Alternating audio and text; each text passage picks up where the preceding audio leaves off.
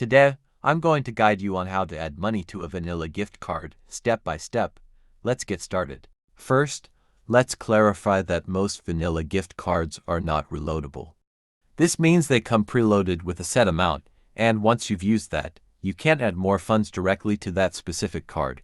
However, there are a few options if you want to go beyond your card's balance. You could purchase a new vanilla gift card or use alternative methods like linking it to your PayPal account for online transactions. Adding funds this way, you can manage your spending while using your vanilla balance. Ensure your purchases are equal to or less than your card's balance. Always keep track of your spending to avoid awkward declines.